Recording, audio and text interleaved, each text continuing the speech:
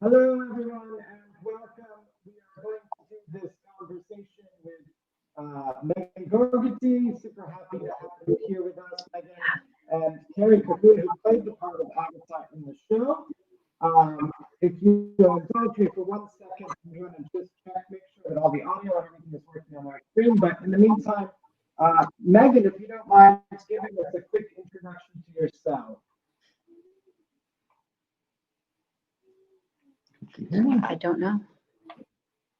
Don't think so. Carrie, can you speak? Yes, absolutely. Megan, can you, well, first of all, everyone, this is Megan Gogerty. I'm gesturing this way because in my world, you're on that side, but who knows? You could be over here too. So this is Megan, the playwright of this wonderful piece.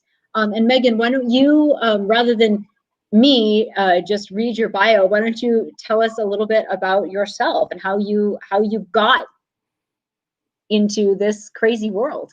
Sure. Well, as Carrie said, my name is Megan Gogerty. I am a playwright. Those are facts. I live in Iowa City, where I teach at the University of Iowa. I'm teaching the Playwrights Workshop here. What else? My favorite color is turquoise. Not interesting, not applicable to this conversation, but yet true. But yet true. Yeah. That's excellent to know. So I'll just launch into some questions and feed you, and then you can go off and answer. So when everything shut down in March, right, and we all went into quarantine. And we all thought, oh God, what are we going to do? Probably about, I don't know, a month and a half into that, we had been to a theater company and we had talked about this idea of solo shows. And so we started digging for solo. Matthew, our artistic director, came across Feast on New Play Exchange. Plug for New Play Exchange. It's good stuff.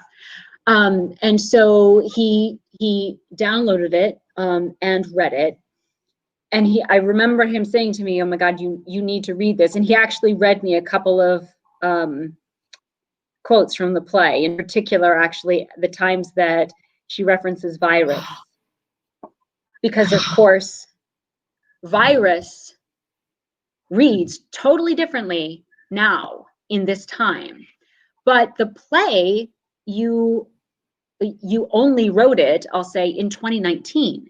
So it's this kind of frighteningly prescient, like, this is a thing. And so it was after that I think he learned from you that you had actually revised it a little bit for this exact situation, to be performed in a stream rather than in a live setting. So I would love to know kind of where this story, where the idea of this play came from as it was before. Sure. And obviously you performed that. And then also about the because you really didn't have to revise very much. That's what's kind of crazy about it. No. Just little tweaks. Like all the stuff about the virus was there before the coronavirus happened. So I did a version for, for virtual, for streaming.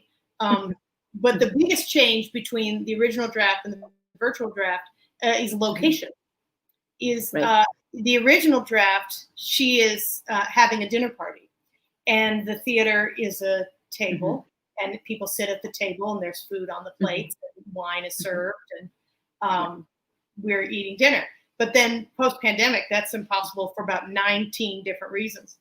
And so I'm like, well, how do we make this play a thing that can live online and not feel like Zoom theater, which all praise to Zoom theater. I'm interested in, when the pandemic hit, like all theater artists I know, the first thing I did was like, okay, step one, get depressed. Let's get in the position. Let's eat the Oreo and cry and get numb and figure out. And that was my first thing. And then after a while, I was like, I ran out of Oreos, so I got to find another solution.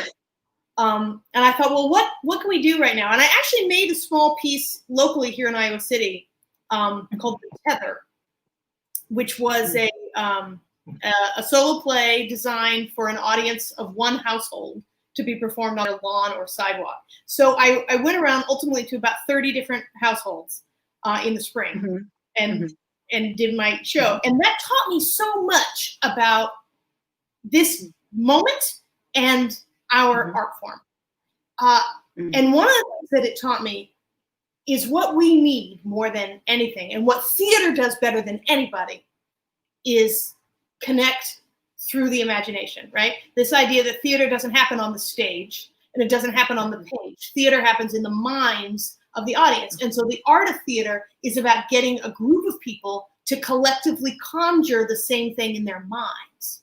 So with that, if theater doesn't happen on a stage, do we need the stage, right? And how is theater different from movies? Well, there's a million things that are different from them. The liveness, which I know y'all are experimenting with, but also the idea that a movie is a product, like a novel, and theater is an event, like a rock concert. And so it's like, how can we create an event that is based in connection, that is based in empathy, and that is based in the audience's imagination? So Tether taught me that, or reinscribed that for me. And then I was like, okay, let's make virtual happen. So as you know, obviously you know all too well, it doesn't take place in a dinner theater anymore. In fact, it takes place exactly where we are. Because that's the other thing, this idea that in the theater, one of the things that we sometimes like to do is there's a fourth wall, and we like to imagine we're somewhere where we're not. And that's all well and good. But there's an urgency about this moment that I think asks us to not imagine we're somewhere else, but to really grapple with where we are right now. And there's a real power to that. And especially online, there's a real power to say, this is happening. It's happening right now. And it requires something of you that I think is really a vivid experience, a three-dimensional experience, and one that I hope our audience is vibing on.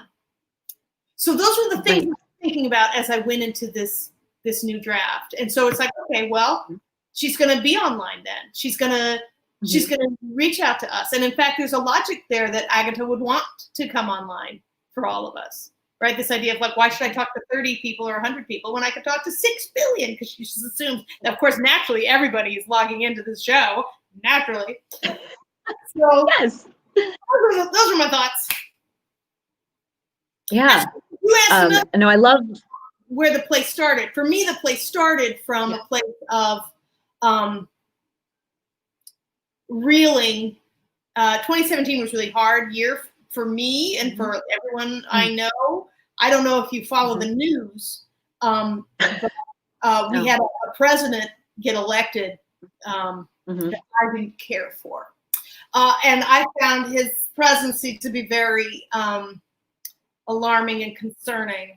But not just his presidency, but the way that this moment in our history sort of makes things apparent that were papered over. You know, like we can kind of like see where the inequities are. We can see where the injustices are now in ways that maybe some of us could ignore before, but now we can't. And that's very exciting. And so I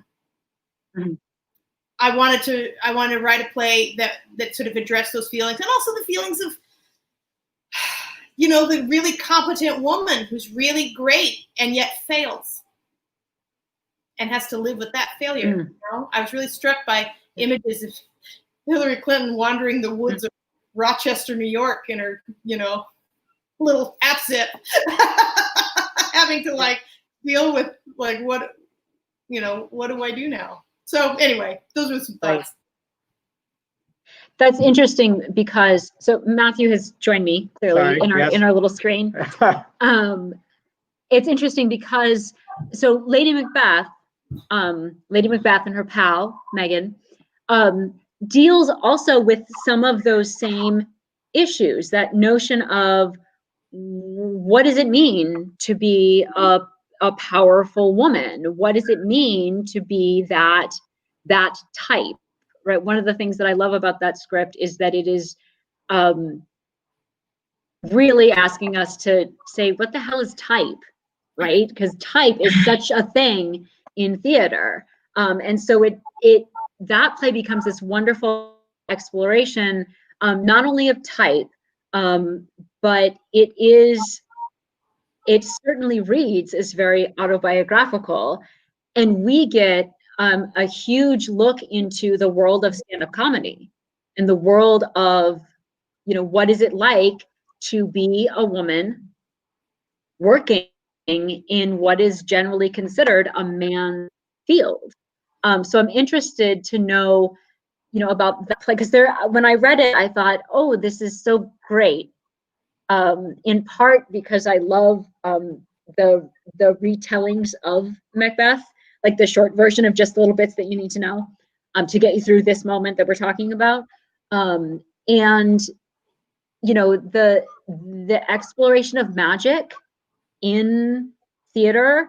So it's fascinating to me because it's dealing with, I think, a lot of the same things that or some similar things that you touch on in Feast, and yet these so very different opportunities. So I see a huge correlation between these two pieces. So again, I'll ask, where did the genesis of Lady Macbeth, come from, and how do you create? Because when I read that, it's a monologue, but it's so clearly your voice. So how do you create that? How do you develop that? What's your process as both the actor and the writer creator? Yeah, so I'm a playwright by trade and training, and sort of and as a comedian and a sort of performer in that regard, but never really considered myself an actor or particularly wanted to be a performer. But one of the things that I found myself doing when I was living here in Iowa City teaching, and I had small children, and I was getting tired of making theater through the mail. Do you know what I mean? Like I'd write my plays, turn them off, and they could be done, and they'd be like, "It went great," and I'm like, "Okay," and like I was starting to feel a little demoralizing. And the one thing that's great about the solo show is that you can do it. Like you can just decide you can do it today, you can do it tomorrow. Like you don't need a space, you don't need anyone's permission. You just be like, I've hired myself, and she's accepted the job. Like you could just do it. That was very exciting to me. And I thought, well, okay, I'll start writing these solo shows. And I'm just an okay actor, but I'll just tailor it to everything that I know how to do. So I started to write these plays and sort of pushing myself. And I got to Lady Macbeth, and I was writing Lady Macbeth in 2016. And the thing that I was wrestling with is just what you say about being an ambitious woman, and this idea that we have this very narrow idea about what an ambitious woman can and should do, right? They're evil, they're sexy, they're crazy. And I was thinking about that as Hillary Clinton was running for president, and the way that she, throughout her career, has been tagged as evil, sexy, or crazy, or she's never sexy, to her detriment, right? Because the whole thing about sexy is a trap. You lose either way. Yes. And comparing her with, say, Sarah Palin, who I have deep sympathy for. I know all of my Democratic friends, burst into hives when I say Sarah Palin, but I have a lot of sympathy for the way that she was treated in 2008, and thinking about just the rank sexism. Like she's the example of the politician, right, that got tagged sexy and how it diminished her. Like there's no winning. So, so I'm kind of thinking about that, and as I was writing this play, I was like, I'm writing this play about how the patriarchy is a trap for women, and that, like this idea that you can win the game, but the game is rigged. And just at the time you wake up to the game is rigged, it's right about in your 40s, is when they go, and we don't want you anymore. Like, and exit stage left. Like, we do not want you. And I was thinking about that as I was writing this play, but I was like, you know what? Hillary Clinton's going to be president. Is this play going to just sort of read as like a comic grace note? Because and then, she, I don't know if you know, but she did not win. The president. And so then I had to rewrite that. And I was like, oh, it turns out that my rage feelings have even stronger, and there's a lot of grief in this play now, a lot of grief in Lady M. So going off of that, right? But you're right. The Lady Macbeth is a semi-autobiographical play. That's my way of saying that everything in it is true, except for the parts I made up. And I did write it for myself to perform. But I felt myself Lady Macbeth was my 4th solo show, and I was feeling a little held hostage by the character of Megan Gogerty. I'm like, I'm tired of her. I've lived with her my whole life. Exactly. I want to bust out of that shell, and I write something. First of all, I would love another actor to do my words. Like, I was just hungering for like a real trained actor, and I want a real trained actor who knows how to act, right? I want to give a present to an actor who is of the age where people start writing, like you start getting smaller and smaller roles. Do you know what I mean? Like, you're going to be the nurse. It's like often the actor playing the nurse at Romeo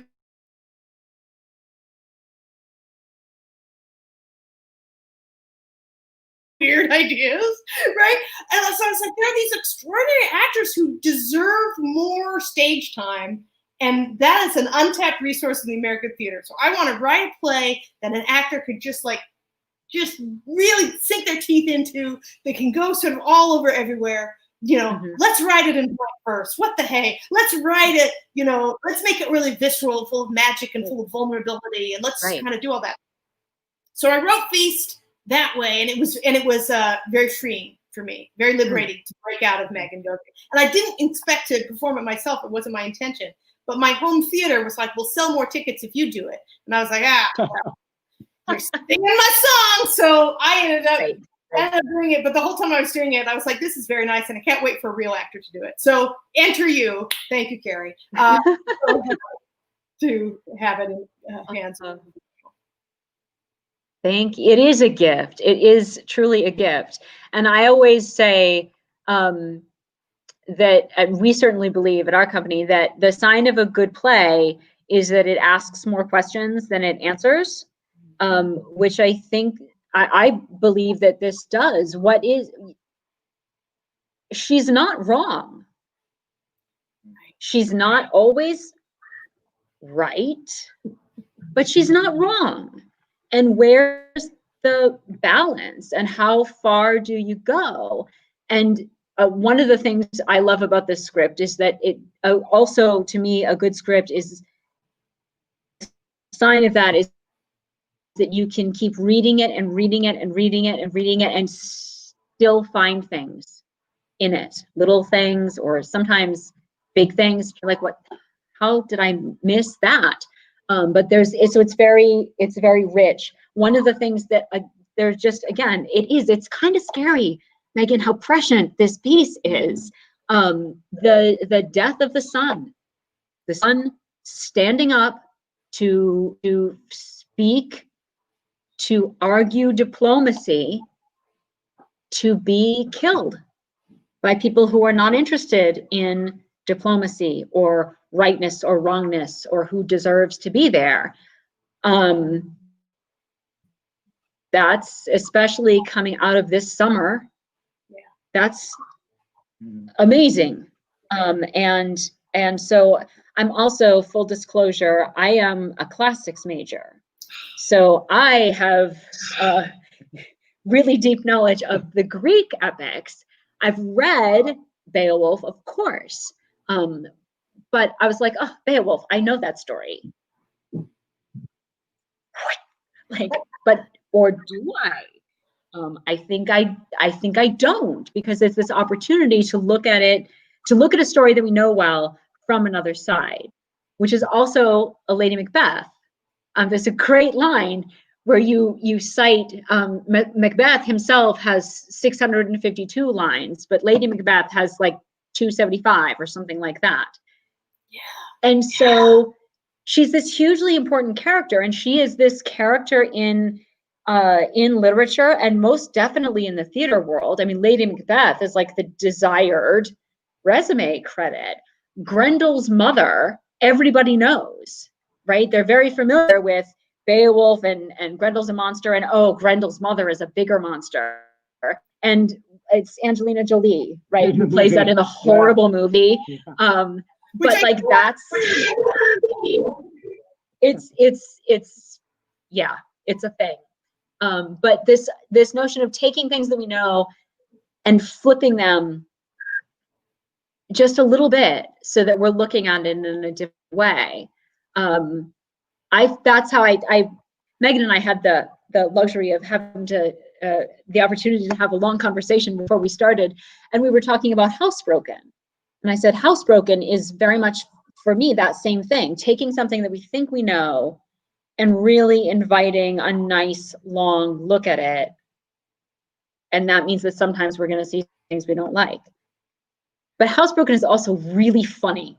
I laughed out loud multiple times reading Housebroken. So this humor, and that's just you, right? That's just you. That's your sense of humor. I mean, you said, this character, that it's not a character, it's you. So I'd love to know about that. This, this finding the humor, and how do you test that? Stand up is obviously different from a scripted piece. So how are you gauging? How are you changing? Do you ever decide that a piece is done? This is the published version now. I'm done with it. Oh yeah, absolutely. Absolutely.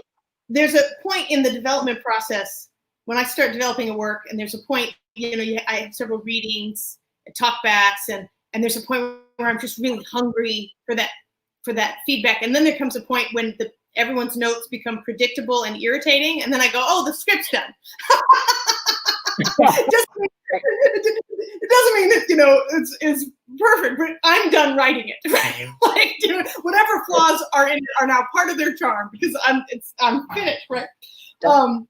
When I was developing Feast, actually, there was I had a feedback session where somebody said, and I would get this quite a bit sometimes. They would say like, well, there aren't any good men in this play. How come you hate men so much? There aren't any good men. And I said, oh, okay. You don't think Grendel is a man? And it shocked him. He was like, oh, well. And then somebody in the audience was like, the monk. And he was like, well. And I was like, oh, this guy thinks men is white man in Beowulf. And he's not associating Grendel as himself, because Grendel is an other and the monk is an other. Like, he's got this sort of, it's like, oh, this has everything to do with him. This has nothing to do with me. Like, there's 4 characters in Feast, right, that I name, and one of them is bad. One of them is Beowulf, and the other 2 men are champions of justice and peace, right? And then there's the main character. So I was like, oh, this is about, I'm done with this play, right? Like, I'm finished now, because I can't, if you don't want to go on that ride with me, then, oh, that's okay. Not every play is for everybody, but I'm done. So that's how I know. That's when I get irritated. That's fabulous. I'll tell you. So we have a theater and stand-up in developing the comedy is that in theater, it's about discovery. The audience comes to be transformed, and they want to be transformed, and they want to see you become transformed. Because if you become transformed, then they can sort of transform themselves in their minds, right? And in stand-up comedy, the discovery happens in a different way, where they don't need you to transform. In fact, they would prefer it if you would stay the same. And then they would have these moments of enlightenment in the audience. From there, that's them laughing at jokes. So it's just like a difference, like who's transforming. It's one of the key differences. That's fascinating. That's fascinating. So a question that's come up from our is, and I don't know if you touched upon this, Megan, but the choice of Beowulf as a piece to adapt. Why this piece of kind of well-known literature? Oh, okay, Matthew, listen, I'm about to embarrass myself in front of all the English literature folks who are watching this and have leather-bound copies of Beowulf on their mantles. Apologies. Here's how it happened. Nope. I was very depressed and angry and nervous and full of grief. This is in the winter of 2017. And you know how sometimes when you're sad, you want to listen to sad songs? And it's still like the one song that like sings your, like, that's my feeling. Like when you break up in high school with your high school, you know, girlfriend or boyfriend, you're like, oh, all by myself. And you just like listen to it. Like, that's my pain. All right. So I was in that kind of place. And the song that I latched onto is the song by the Mountain Goats called Grendel's Mother. And the refrain of that song is, she says, I will carry you home. She's talking to Beowulf. I will carry you home in my teeth. And this, you can stand up or you can run, but I will find you and I will carry you home in my teeth. And there was something about that song that just, it was like that. It said what I mean to say. That's what I feel. This feeling of like, how dare you do this? And also, I know that I'm going to lose, right? Because the tragedy of Grendel's mother is that she's right and she loses, right? She's right. You killed her son. She's justified, especially in this world, the world of Beowulf, which is an eye for an eye, which is measure your life by your sword. In that worldview, she has a really good reason to fight. And she's smarter and better than everybody else, I decided. So, and so I was really caught in this song, and I also felt like I needed to write another play. And so I was like, okay, what if I wrote a two-hander between Grendel's mother and Beowulf? And so I started, I looked up, I was like really quickly, like, did the Wikipedia plus of Beowulf, like just remind me what the context of the story. Okay, fine, great. And I'm going to write this two-hander. And she started talking, and I could not get Beowulf on stage. She was like, screw that. And she just like, and then I was like, oh, I think I'm earnest. And I discovered this really interesting thing about Beowulf that's kind of interesting, which is that we know that I know Beowulf because of the English translation, right?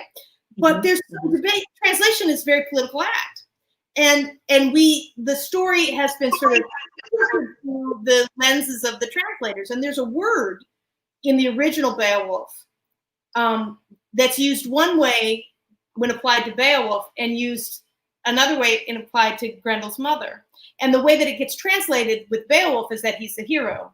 And the way that it gets translated with Grendel's mother is that she's a monster. But it's the same word. Wow.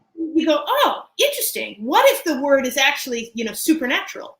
That Beowulf has supernatural strength. Beowulf has supernatural, abilities. And so does Grendel's mother. And this whole idea that she is some, swamp creature, that she is some ogre, some, animal is interesting. If you think about her as, what if she's just like a Marvel supervillain? Like, what if she's just like or she's supernatural in that same way? And that this is a clash of the Titans. It just is a very different, it sort of just changes the whole story. So I was interested in that, in sort of finding her. It's not quite accurate to say her humanity, but that is mean. Yeah. And her depth. Yeah. So another question that's come up here is, so much of your work is responsive to contemporary events. And I think we have right now stuff that's like too unbelievable to even be. So what is Megan writing now? How do you possibly respond to now? I'll tell you how. So then I live in Iowa City, Iowa, and the town up north of me is called Cedar Rapids. And the theater Cedar Rapids contacted me over the summer, and they said, Megan, we're trying to figure out our season, socially distant theater, and we want you to take one of your old plays out of mothballs and come perform it on our stage, and we'll film it, and maybe we can get a couple people in the audience. And I was like, that sounds depressing, and I won't do it. I don't want to do it, but I'll tell you what I will do is I will make a special piece of you just for this moment, if you'll let me. And I want it to be a film. And it's a film about how much I miss theater. So I made this film. I'd never directed a film before, but I've never lived through a pandemic before either. Like, we all got to learn new skills.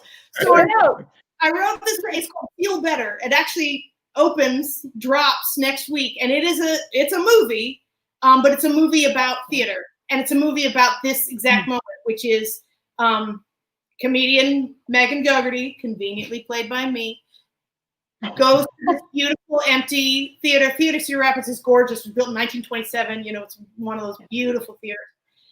She goes to this empty theater in an attempt to, with her camera, reach her audience, make her feel better, and distract us from the horrors of our current moment, only to discover that she can't let it go.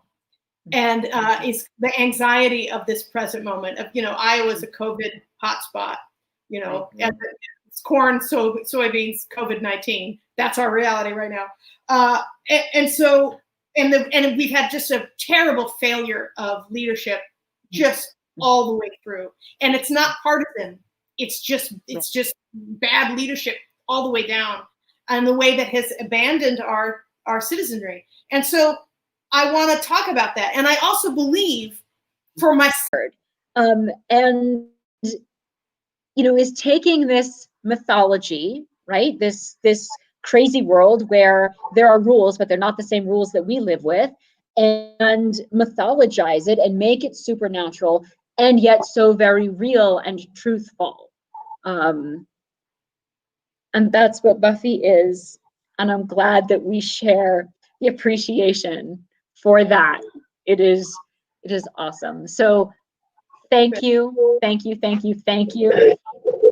for Feast. And thank you for chatting about so many of the other pieces that you've written, which are so wonderful, and get my juices flowing. And thank you for I Miss Buffy the Vampire Slayer, because I do. Outstanding. Thank Awesome. you. Thank you. Thanks so much, Megan. Thanks for your time today. And I know that there's just more plays to come. Unfortunately, there's always more to write about. So I know. Yeah. It'll be good stuff. It'll fuel good things. It may not be good stuff, but it'll fuel good stuff. Excelsior. Thank you.